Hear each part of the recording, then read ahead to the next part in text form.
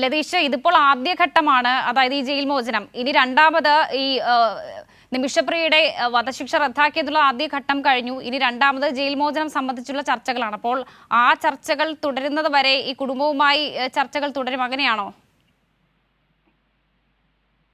ഇവരുടെ കുടുംബവുമായി ചർച്ചകൾ തുടരേണ്ടതുണ്ട്. ഒപ്പം അവിടുത്തെ നീതിന്യായ സംവിധാനവുമായി ബന്ധപ്പെട്ടുകൊണ്ട് ചർച്ചകൾ നടക്കേണ്ടതുണ്ട്. കാരണം ഈ കൊലപാതകത്തിൽ മറ്റൊരു പ്രതി കൂടിയുണ്ട്.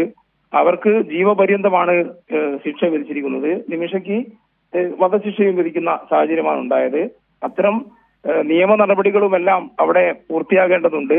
അതുകൊണ്ട് തന്നെയാണ് അത്തരം ചർച്ചകൾ, ജയിൽ മോചനം അടക്കമുള്ള കാര്യങ്ങളിൽ തുടർ ചർച്ചകൾ, ജയിൽ മോചനം എന്നുള്ള കാര്യം പ്രത്യേകം പറയുന്നില്ല എങ്കിൽ പോലും തുടർ ചർച്ചകൾ നടക്കും എന്നാണ് ഇപ്പോൾ കാന്തപുരം AP അബൂബക്കർ മുസ്ലിയാരുടെ ഓഫീസ് അറിയിച്ചിരിക്കുന്നത്. അതിന്റെ ഭാഗമായുള്ള ചർച്ചകളിലായിരിക്കും ഈ ജയിൽ മോചനവും അതേപോലെ തന്നെ ദിയാദനം സ്വീകരിച്ചുകൊണ്ടാണോ ജയിൽ മോചനം സാധ്യമാവുക എന്നടക്കമുള്ള കാര്യങ്ങളിൽ ഒരു തീരുമാനം ഉണ്ടാവുക എന്നാണ് നമുക്ക് മനസ്സിലാക്കാൻ വേണ്ടി കഴിയുന്നത്. എന്തായാലും വധശിക്ഷ ഒഴിവാക്കി കിട്ടുക എന്ന ഒരു വലിയ കടമ്പ പൂർത്തിയാക്കാൻ കാന്തപുരം AP അബൂബക്കർ മുസ്ലിയാർ തുടക്കമിട്ട ചർച്ചകളിലൂടെ സാധിച്ചിരിക്കുന്നു എന്നതാണ് ഇപ്പോൾ നമുക്ക് നൽകാൻ കഴിയുന്ന ഏറ്റവും പ്രധാനപ്പെട്ടതും ഏറ്റവും സുപ്രധാനമായ വിവരം.